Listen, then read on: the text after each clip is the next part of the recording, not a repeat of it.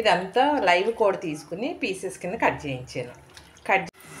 ఉల్లిపాయ పేస్ట్ని ఇలా బాగా ఫ్రై చేయాలి.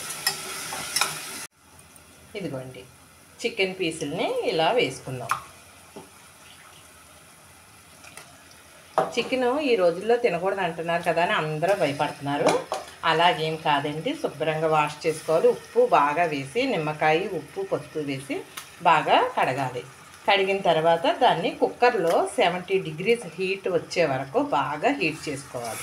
కుక్కర్లోనే వండుకోండి భయం అన్న వాళ్ళందరూ. ఇది అయినా లైవ్ కర్రీ కదండి, లైవ్లో ఉన్న కోడి కనుక మీకేమీ భయం ఉండదు. కుక్కర్లోనే వండుకుంటున్నాను. ఎందుకంటే అందరూ అంటున్నారు బాబోయ్ అమ్మాయి అని అందరూ అంటున్నారు కదా, అలాగైతే కుక్కర్లో ఎంత హీట్ ఉంటుందో మీకు తెలిసినదే కనుక కుక్కర్లో హీట్ చేసుకుని కర్రీ వండుకోవడం వల్ల ఎటువంటి తేడా ఉన్నా పోతుంది. అందుకని వీలున్నంత వరకు చికెన్ కర్రీ కుక్కర్లోనే వండుకోండి. ఇదిగోండి ఇలా మగ్గుతుంది కదా, అప్పుడు అల్లం వెల్లుల్లి పేస్ట్ వేసుకోవాలి. మసాలా రుబ్బుకుని పెట్టుకున్నాను. దీనికోసం మొత్తం మసాలా అంతా మీకు తెలిసినదే కదా వేసుకున్నాను. సరిపడంత కారం వేసుకోవాలి. అలాగే సాల్ట్ కూడా సరిపడంత వేసుకోవాలి. వేసుకుని దీన్ని మళ్ళీ ఒకసారి కదపాలి. ఇలాగా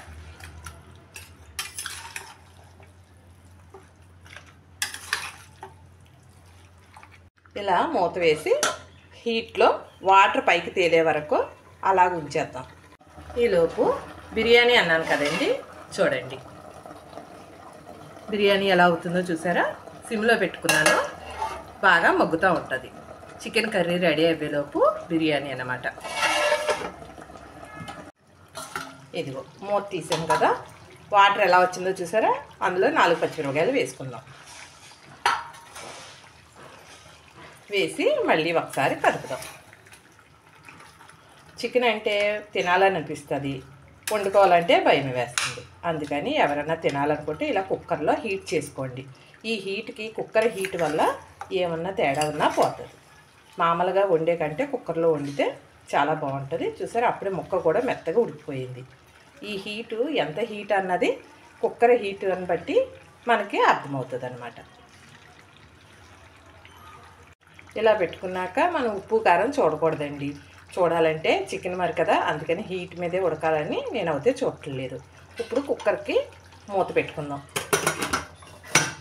అంతేనండి, ఇది హైలో పెట్టుకుని 3 విజిల్స్ వచ్చే వరకు కుక్కర్ని వెయిట్లు రానిద్దాం. చికెన్ వాటర్ పోయకుండానే ఉడుకుతుంది.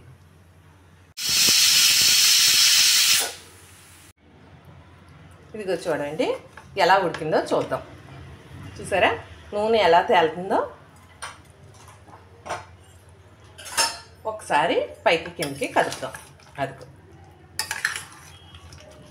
ఇంకా వాటర్ కూడా పోయక్కర్లేదండి, ఆ హీటు అలాగా.